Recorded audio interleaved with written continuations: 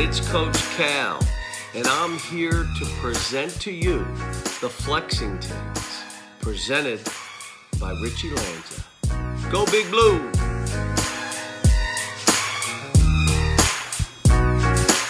Monday, October 30th.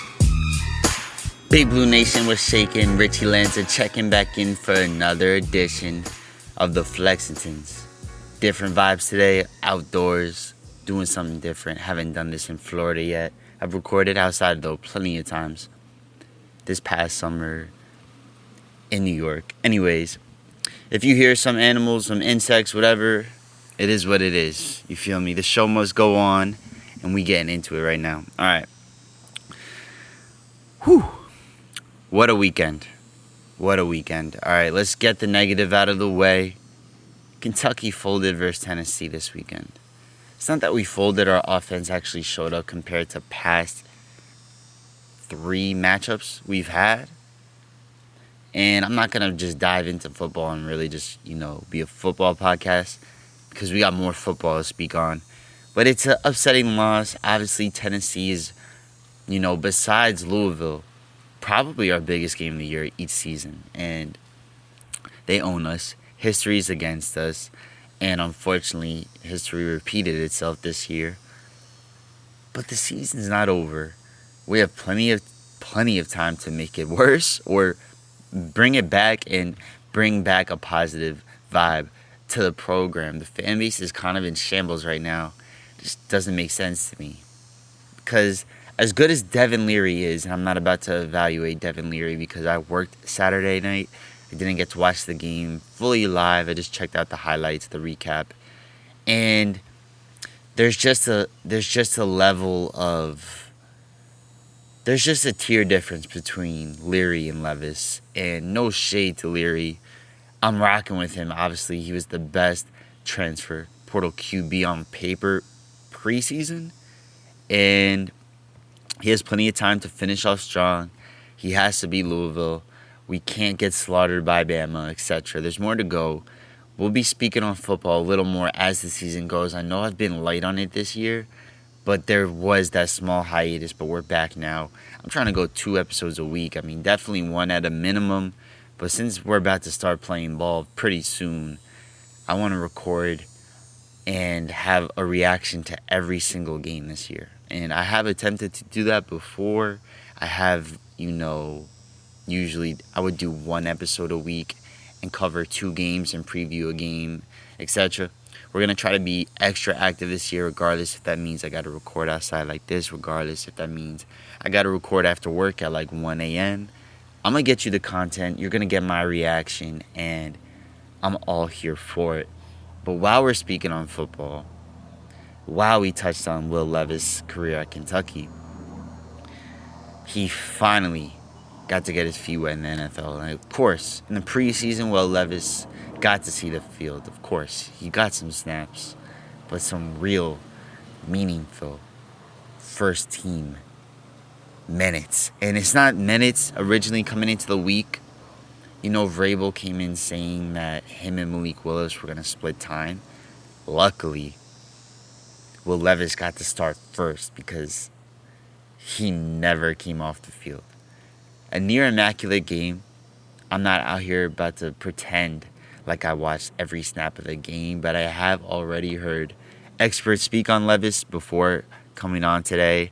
And I was watching Red Zone, and he was a part of it plenty. So as far as Will Levis goes, he was projected to go a top 3 quarterback at a minimum, top 5 pick, and it didn't work out for him. He went late first round. He was in the green room with his family, kind of like someone that looks like they just lost their puppy, right? It was not a good look for Will. It was not a good look for Kentucky. And at the same time, we spoke on it when it happened. It took off a lot of pressure off his shoulders, right? He didn't have to be a C.J. Stroud or a Bryce Young, who Bryce Young started his career 0-6, right? He gets a little bit more reps. He gets to watch not just Ryan Tannehill in front of him, but he gets to watch the whole league. He gets to study the game. He gets to see how quarterbacks are successful and how they're failing. And I feel like this was the perfect scenario for Will Levis, right? He didn't have to worry about splitting time with Tannehill because Tannehill's hurt. Obviously, coming in, Malik Willis was supposed to be splitting time with him. His job was never set in stone coming into the week, but now it is. And we may have witnessed history, and if you didn't watch even the highlights, definitely check it out. Obviously, new weapon in Tennessee this year, DeAndre Hopkins, has not had necessarily an abysmal or a quiet year. He just hasn't been able to score. He goes from coming into week 8 with no touchdowns. And then Will Levis throws him 4 receptions, 3 touchdowns for a $128. D-Hop definitely is going to be campaigning to keep Will Levis on the field. And I'm here for it. Will Levis, career debut, takes down Atlanta Falcons 28-23, finishes 19 for 29 attempts, 238 yards, 4 touchdowns, 0 interceptions with 130.5 QBR. Damn near perfect game. He even took a sack late game to make sure the Falcons had to waste a timeout, a strategic play, not necessarily saying that was his idea and nobody in his headset told him to do that, etc. Will Levis, not only, when he was at Kentucky, he talked the talk and walked the walk, but now it proves he may be that guy on this level. He's got a cannon of an arm. The accuracy was looking good, and obviously D-Hop is a cheat code with his huge hands, and he damn near is very... He's a little older now, but he's damn near the perfect target for a rookie QB. And with Ryan Tannehill getting hurt last year on his contract, Malik Willis not even getting a series because Will was rolling, we may have found officially a home for a Kentucky quarterback in the NFL, and not just a home, not just for one season. This could be something special, and they may have found their quarterback for the next 7, 8 plus years. And I'm here for it. It's the perfect location. Nashville is close enough to Lexington or anywhere in Kentucky where any Kentucky football fans can now support the Titans if they didn't already, or to the very minimum, be able to pull up to Nashville and watch Will in person for years to come. Some great battles. Tennessee is a great franchise who has been in the mix for their division title pretty much as long as I can remember, and that's not too long. But let's go with like 7 years. When I say as long as I can remember, I've been seriously paying attention to everything like in depth like the last 10 years, but I didn't want to like stand on 10. Let's go with 7. Anyways, Tennessee Titans, Will Levis, congratulations. Flowers to Will. We'll be covering him as the season goes on. Obviously, pro alumni in the NFL haven't been spoken on too much over these airways this season. It's more so towards the end when it's playoff time. We got Josh Allen. Wan'Dale Robinson hasn't done anything really special enough for me to speak on him yet, and I know we have plenty of other cats in the league. Luke Frunner, how do you say his last name? The center for the Jacksonville Jaguars. Dude's a stud. Dude is an absolute stud. Jacksonville has 2 cats that, yes, they aren't the most exciting positions. Maybe Josh Allen has an exception. But they're huge pivotal parts to both sides of the ball. And that's another team where Kentucky is represented in football.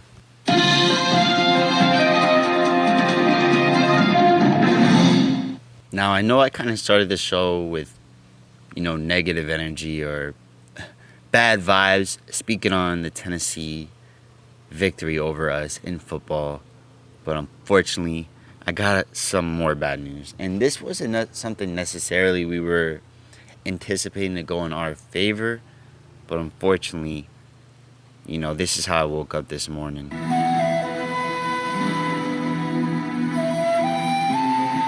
So, Cooper Flagg commits to Duke early this morning, And it's upsetting. It's upsetting because, one, obviously, Victor Wembanyama didn't play college basketball. So, for this next statement, kind of act like he doesn't exist.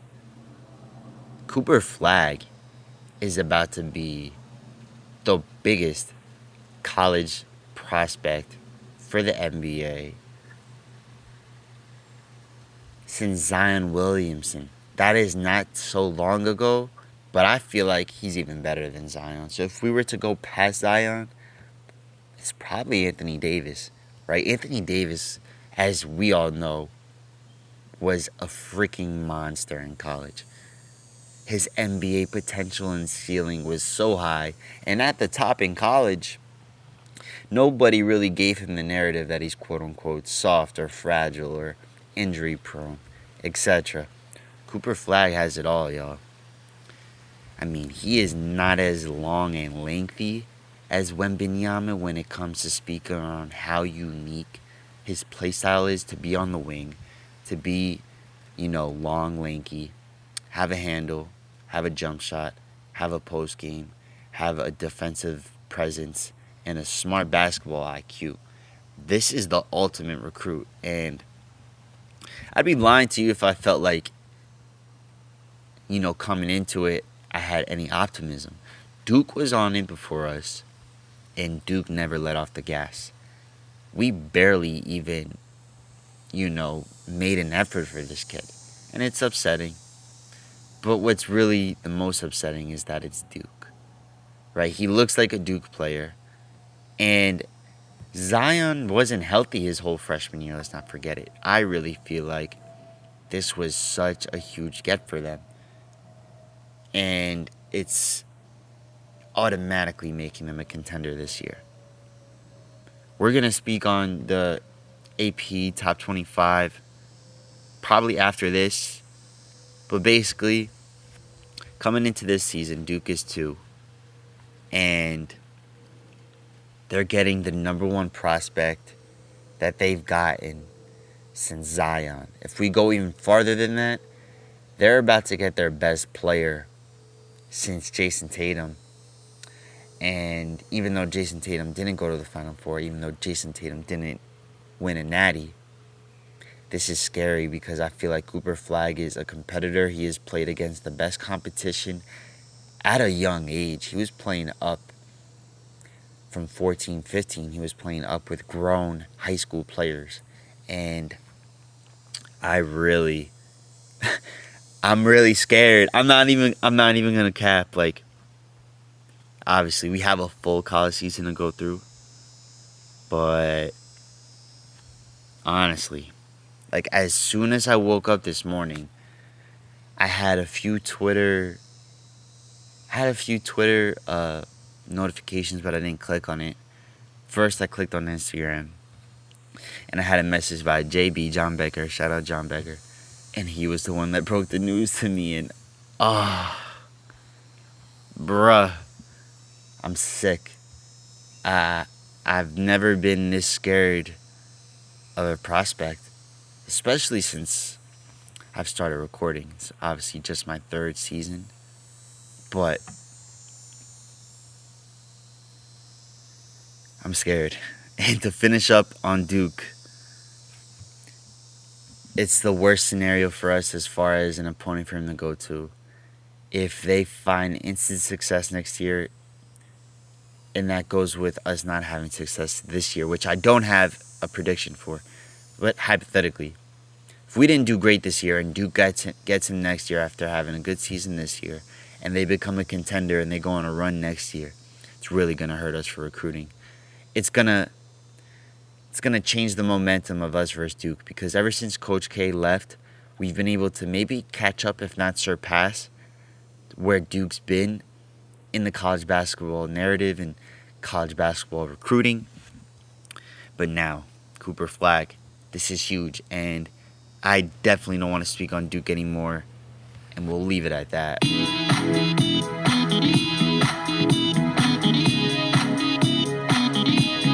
So last week we spoke on 2 freshman cats on the preseason award list for being the best at their position in the nation. Shout outs to DJ Wagner being a finalist for the Bob Cousy Award. Shout outs to Justin Edwards being a finalist for the Julius Erving Award. And next, most recently updated after last episode, Aaron Bradshaw listed for the Kareem Abdul-Jabbar Award this year, our third freshman to be a finalist for the best at their position in college basketball. All these players are freshmen. They're all NBA lottery predictions. Obviously, 2 out of 3 are healthy. But Aaron Bradshaw, if hypothetically he had no more injuries in his college career, he'll be able to play 2/3 to 3/4 of it. And that's plenty for him to not only make a mark in the nation, but to establish and lock himself in a top 5 pick. This draft coming up has been notorious for not being the deepest. And of course, there's some great talent for sure every year. But this year is wide open. And our guys, especially these 3 freshmen, have a great chance of being a single-digit draft pick in the 2024 NBA draft. This year's looking different, y'all. The AP 25 has been released. And, I'm not going to just go off every team right now. We have plenty of the preseason to do that. What I am going to do, though, however, is speak on where we're at in the SEC. So this top AP 25 said a lot to me. There's 5 SEC teams in there with 7 to 8 projected to make the tournament. This is going to be a wild year, right? Chris Beard takes the job at Ole Miss. Another clouded coach in the SEC. Another battle for us that just got harder. And we're sitting here 4th in the conference preseason. Different. This is something different for us. Tennessee is above us. Texas A&M follows them. 3rd is Arkansas. We're actually behind Texas A&M in the preseason ranks this year with, honestly, the most stacked team we've had in a minute. However, coming into preseason, Ugo isn't healthy, Bradshaw isn't healthy, and Big Z still, to this date, October 30th, isn't eligible. It makes sense, but at the same time, it's not normal for us. This is the second time in the Cal era we're outside of the top 10 preseason. This is the lowest we've ever been ranked preseason in the Cal era. 16th. Now listen, I'm not about to waste anyone's time reading 15 teams that are quote-unquote superior to us. We'll have our opportunity not only to climb the ladder, but we'll have opportunities to play teams within the top 15. Our conference will say wonders for us. Obviously, we're going to lose some games in conference this year. And we're not about to go through every game in the schedule. We have plenty of time to do that. We just need to start strong, and we're going to finish. Actually, no, we'll touch on that soon. We're going to touch on the Georgetown college scrimmage this past week, and I have a lot of thoughts on it. But to finish off, our conference is stacked. We're in a year where Duke and Kansas are coming in top 2 ranked. This isn't going to be an off year for either of them. Duke has Filikowski, however way you pronounce it. He is one of the favorites for Player of the Year. If Zach Edey doesn't repeat in Purdue, this is going to be a challenging year, y'all. And nothing comes easy. 9 wasn't supposed to be easy. It's not going to be handed to us. But we have to follow through, win at home, and then You know, we're luxurious enough that once we are healthy, assuming Big Z gets eligible and Bradshaw is back for majority of the season. Excuse me. We're lucky enough that we're so deep at every position. Right? We can be aggressive. We can press. And as I'm speaking on the team, might as well just start on this Georgetown College preview. Ya no me enojo contigo, solo observo y pienso, me decepcionó y me alejo más de ti, porque yo ya no quiero sufrir, quiero ser feliz. Friday night, Kentucky got to play Georgetown College, Northern Kentucky University. You know, Georgetown College was definitely a talented team, NIA team, you know, have had success their last couple of years, had a lot of returners come back. I learned a lot of cool facts about them, and I was intrigued. A lot of history within it, and my fault. I love when people text me and my phone's on Do Not Disturb and somehow it still goes through. Georgetown College, they showed up. They weren't as undersized as I thought they were going to be. They obviously still were compared to us, and we're undersized right now. Obviously, we had a perimeter player in Trey Mitchell playing the 5 for us, and then Jordan Burks when he wasn't in. And sometimes they played together. You know, we only played AD. And, you know, I'm infatuated by this team. I mean, we learned since Canada, Jordan Burks and Rob Dillingham have been living in the gym. And not only living in the gym, but actually, like, improving their game. Like, they already have seen growth in both of their game. And we've spoken on this, but what I found more interesting now just came out during this scrimmage, that Rob Dillingham has gained 20 pounds since Global Jam in Canada, 6 weeks ago? That's impressive. And I can't tell you, just from watching him in this scrimmage, compared to Canada, that he did look like he gained that much weight. But that's huge for us. We need him to be able to make contact at the cup, and he's somebody who's going to be driving a lot. And when he drives, he double clutches, he spins the ball off the glass. He has great finish, great touch, and honestly, the ball is on a string. He's second to none as far as handling skills on our team, and we have DJ Wagner and Reed Shepard, who are both very strong guards, who can use both hands, who could bring the ball up against a press, and who can facilitate and make the right pass. Rob Dillingham, out of the three, is definitely, I wouldn't say he's not a good passer, but out of all three, Reed, DJ, Rob, he's definitely not passing as much. Reed Shepard impressed me. He's making the right plays. He's getting great looks. We're hearing that in practice, Jimmy Dykes was raving on how great of a shooter he is, saying he is the best shooting recruit that Coach Kell has had in years, and maybe ever at Kentucky, and that speaks wonders.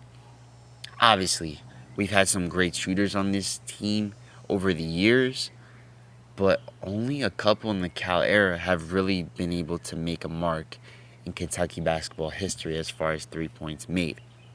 Right, Jody Meeks is at the top, but Murray and Monk are the only Cal era Kentucky players to crack the top 10 for most threes in a season, and obviously none of these guys are touching the top 10 for a career. Anyways, Reed Shepard, the hype is real. Unfortunately, DJ and Rob are going to be hard to keep off the bench on top of Antonio Reeves, on top of Justin Edwards. There's going to be plenty of times where Justin Edwards will be playing the 4 because we just have to run 3 guards. It's simple. And that's including Antonio Reeves. Lucky for us, Reeves is 6'6", 6'7", and he will never hurt us defensively as far as size. He isn't known for being a great defender. He's actually probably going to be one of our worst defenders on the floor whenever he's on the court. But as far as size and length and wingspan, he won't hurt us at being a small forward. But if we're versing a team with a dominant 3, we could just throw a do on him, or we could just throw Justin Edwards on him. Jimmy Dykes was also raving on how Antonio Reeves is getting better at finishing physically. And we seen that versus Georgetown. Antonio Reeves was bullying dudes. And he's known for just shooting or some quick floaters mid-range. Antonio Reeves did it all this game. He was pretty much, scoring at all cylinders. And he's also a great passer. And his handle is, I wouldn't say it's top tier, but as far as offensive weapons, it's endless. And this is without Big Z being eligible and without Aaron Bradshaw being activated. I'm so excited for this team. Trey Mitchell is slept on. Trey Mitchell is going to be so valuable for us this year, especially early on with all these injuries / eligibility issues. He is someone who isn't afraid to shoot the ball at the top of the 3, the top of the key, with the defender right there. He's someone who knows how to move without the ball. He's somebody who knows how to pass the ball. Very underrated passer. And he has great court vision. And there's going to be plenty of times where he's setting a screen, getting the ball, fake passing to a lane or to a perimeter shooter, and either creating his own shot or taking his defender off the dribble. This is someone who has played in the Big 12 with Texas, with Big 12 competition. This is somebody who has been with West Virginia and has played plenty of great basketball players. He is a veteran for us. Him and Antonio Reeves are just so valuable for us. And it's the perfect veteran combination. Obviously, last year, Oscar Tshiebwe was a quote-unquote veteran being a sophomore, coming off Player of the Year. But unfortunately, he just moved to the pace of a different drum or a beat to a different drum. Whatever that phrase is, that's where I'm going at. Oscar Tshiebwe, it's not that there was a language barrier. His English was fine.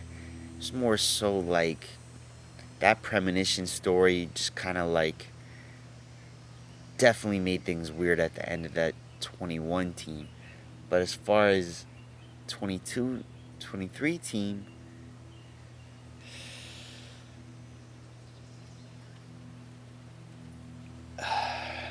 it was just a weird energy, right? Not just within the locker room, but with Coach Cal. And I feel like Trey Mitchell's the opposite. He's somebody who can, be authentic with the coaching staff and be authentic with his teammates. And we've seen this during the Georgetown scrimmage. There was a sequence where JB, Jordan Burks, got called with the foul, and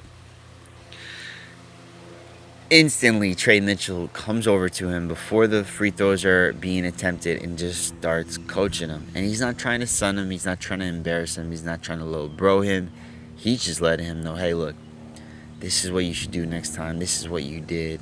You're good. No worries. Let's get it. Like, you know what I'm saying? Positive energy. And Jordan Burks definitely looked not necessarily like mad, annoyed, uncomfortable with it, but you could tell like he knows he's on TV, you know what I'm saying? Anyways, I'm sure he appreciates Trey Mitchell. And, this scrimmage said a lot for me. It said a lot for me. Obviously, our stars in DJ Wagner and Justin Edwards had a quiet start, right? Very quiet start. We go into half up 1. DJ and Justin Edwards have 2 points each at half. Not looking good, right? Disappointing first half. As good as we played, Georgetown just played with us, and that's why it's disappointing, because we shouldn't be going into halftime up a free throw, right? We had plenty of good moments, but plenty of bad moments as well. Rob Dillingham kind of looking like he's going to be in foul trouble a lot. or at least making bad fouls early on, because he did that plenty this game, both halves. Come out of the second half on a 13-2 run, though, we look like a totally different team. The rest is history. We look like how we're supposed to look. I'm not even necessarily going to speak on that, just more so highlighted on Rob Dillingham making some bad fouls, which didn't impress me at all. I was actually a little concerned on how crazy it was. Some fouls over 25 feet away from the hoop, and that is not what we're looking for. In this scrimmage, we can go and dig more into it, but we're not. We're going to make this a quick, easy listen. We're not finished yet, but we're approaching, so we're about to jump into NBA. But before so, quick preview, we got Kentucky State Thursday night.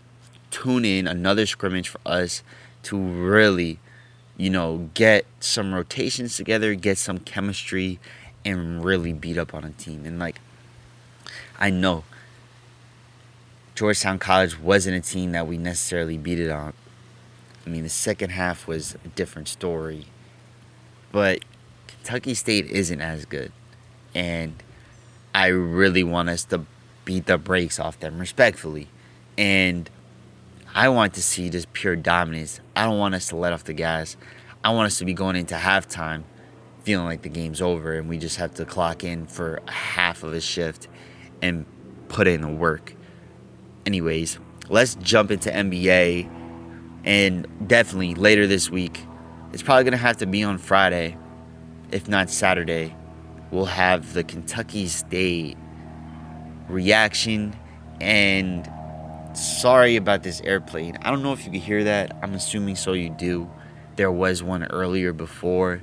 I live fairly close to a private airport just for the rich folk. And unfortunately, all I get to be a part of is seeing them fly over me. But moving on to NBA.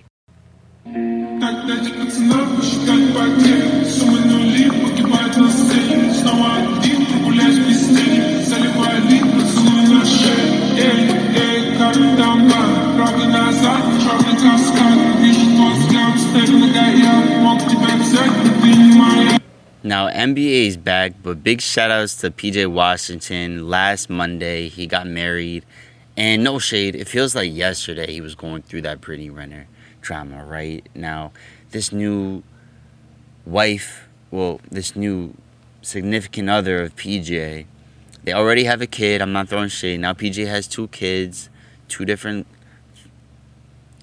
mothers, and now he looks happy. Hopefully this is the one, right? And big shout outs to PJ. I mean, to get married right before the season, that's got to be a really exciting moment for him. And I don't know how much focused he was on the tip-off this year or even during the off-season with all this wedding stuff going around. But I have him on one of my fantasy teams, so I'll be able to update y'all on him this year, because anyone I have on fantasy this year that's a cat, I mean, I'll be extra locked in with them because I just know their stat lines on a nightly basis. And this year, I mean, I haven't really spoken on it. I'll touch on it real quick, and then we'll get back to NBA. I'm not even going to write this in the description that I'm speaking on this, but this year, I just took it to another level with fantasy football. I am just absolutely obsessed with it, and I'm not saying I'm proud of it. I'm not saying it's normal, nor am I saying it's healthy. But more than ever, I'm not going to tell you how many teams. I'm not going to tell you how much I got in buy-ins. We'll keep that, we'll keep that under wraps. But long story short, last year I did fantasy basketball for the first time since high school. I've been out of high school for over 10 years. And it was cool to be in it. It was cool 9 years. It was cool to be back. And I used to do it on Yahoo, and their scoring's different over there. And I know they've updated since. I'm not, completely being arrogant with what I'm saying, but I enjoy fantasy basketball more on Sleeper, and not to really just dive into fantasy, because who knows if anyone wants to even hear fantasy basketball. But long story short, last year I only had one fantasy basketball team. It was cool, it was calm, it was chill. But, this year I turned it up even more. And I actually do want to join another league, even though the season already started. I actually just remembered I should have did that last night. Wow.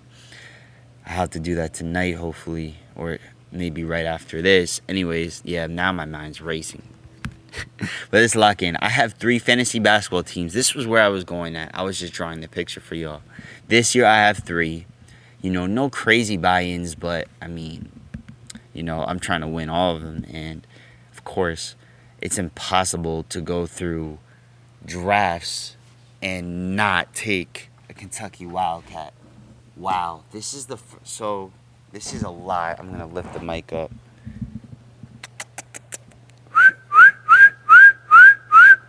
This is the first time I've seen like a wild dog, or like I don't know what it is. It's not a bobcat. It might just be someone's dog, honestly. Anyways, in my backyard, it'd be easier if you could see what I can see right now.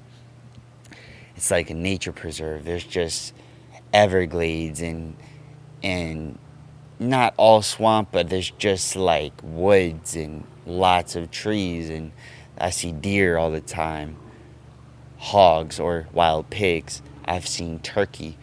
We have like this community email chain, and there's been intense bobcats. It's basically Animal Planet out here, and that goes without me naming an alligator. We've seen gators in here before. It's just pretty crazy, snakes are all over, frogs, lizards. Living in New York, it was just totally different. Coming down here, as far as insects, reptiles, animals, they're just different. In New York, we got deer, we got squirrel, maybe a possum every now and then. The city obviously has got the rats, but that was funny though. This is why recording outside is better, because you don't know what's gonna happen, who's gonna pull up on you. And I literally was whistling at the dog trying to get its attention, but I should have pulled out my phone and took a pic, because it didn't look like a house dog, but it kind of, I don't know. That was pretty cool though. But anyways, back to the NBA. I have a quick topic I want to speak on, and then we're going to speak on 3 cats who shined in the first week of the season. But we're going to end it pretty soon. Don't want it to be too long. I love to be within like 40 to 52 minutes. Like, I feel like anything longer than that just kind of seems overwhelming to listen. Or it's just something you have to listen halfway and pause and finish later. And if that's if you even get to it, right? I feel like if the episode is like 30 minutes, 27 minutes, it's the perfect length to where not only can you finish it conveniently, it's more tempting to click on and listen, and hopefully I'll lock this in a little more.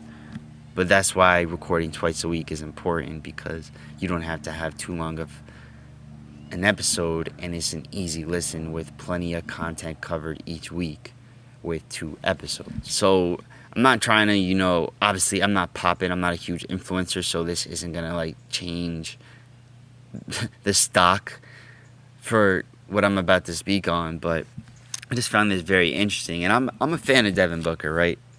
So let's just speak on it. Devin Booker, first game of the year, he premieres his new PEs, his first sneaker ever. Is it his first? Maybe his second. Anyways, it's a whole new, version of a Booker, right? I think he calls them books. And he wears them. They look good or whatever. He plays decent in the game. But then he misses back-to-back games with foot pain.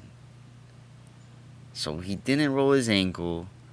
He, he doesn't have, a sprain or a toe problem. He just has foot pain. So something didn't go right over there with Nike. And unfortunately, we've seen this happen several times with players like Steven Jackson with Protege, or Lonzo Ball with triple Bs. This is obviously a whole nother level as far as production. Shout out to there playing above me.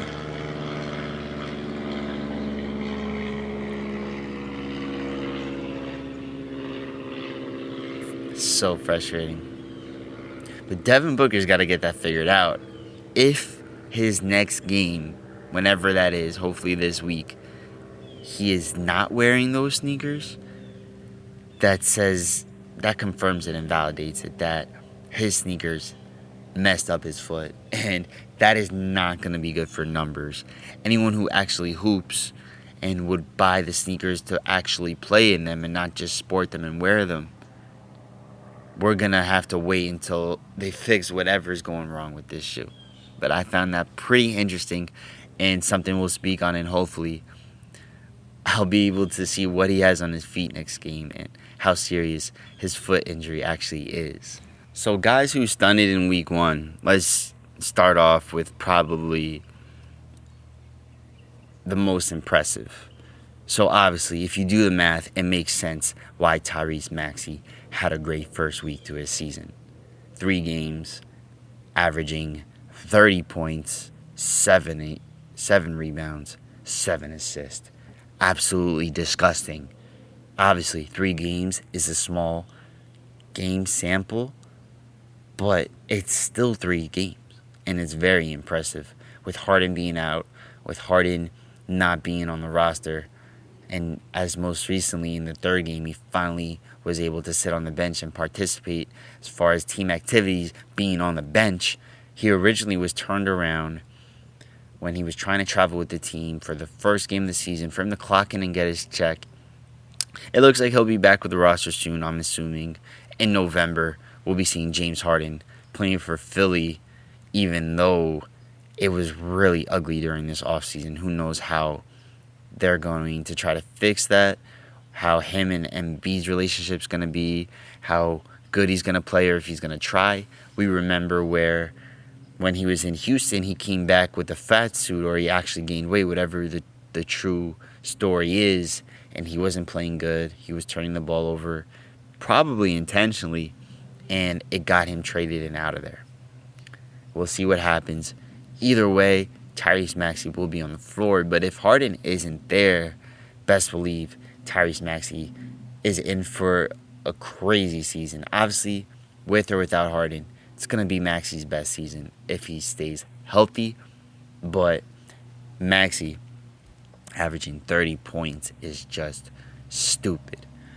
I commissioned 2 of these fantasy basketball leagues, and in one of them I was posting the top 6 players, because that's all that fit in the screenshot as far as fantasy points per game so far this season. Obviously, the season just started if you don't know how fantasy basketball works. Some of these guys last week only played 2 games. Some of these guys played 3 games. And that's if they were healthy and played in both games. Where I'm going out is every NBA team played 2 or 3 games this year. And for Maxey to be the 6th highest fantasy scorer already in the season is stupid. And I'm here for it. Obviously, Maxey won't finish the year averaging 30. But hypothetically, and that includes Harden leaving as fast as possible so he doesn't affect his averages and splits. If Harden wasn't in Philly, what is the ceiling for Tyrese Maxey? I would say 27, 28 a game. And Philly's going to be a playoff team. Obviously, they're competitive. They got the MVP. But as spoken on last episode, the East belongs to Boston and Milwaukee. And unfortunately, even if Harden were to stay, we already know it's not going to work out for them. But we'll be covering Tyrese Maxey and his time in Philly this year. And that moves us on to Shai Gilgeous-Alexander. Shout out to SCA, swaggiest player in the league. You know, we got a Canada Cat, first All-NBA team last year, and he has a huge year in store for him this year. The Thunder have more expectations. They need to go on a run. They need to make the playoffs, and not just make it, but win a series. Let's see how bright their future can actually be in the present. And right now, he's averaging 24, 7, and 7, 6 less points than Tyrese Maxey, which is just to put into perspective how crazy Tyrese Maxey is starting off this season, and I'm here for it. But to finish off on Shea, he just finishes in the top 3 so far for Cats. He's getting his flowers. We spoke on him plenty last episode.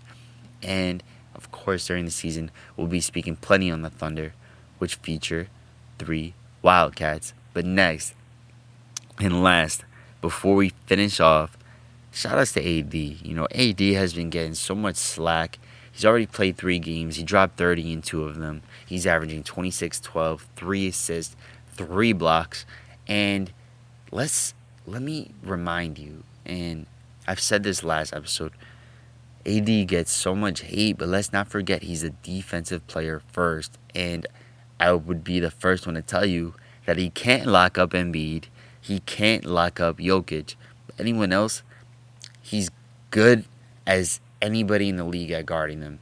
Maybe a Jaren Jackson Jr. is right there. Wembanyama's possibly the best defender as far as blocking shots for centers and big man.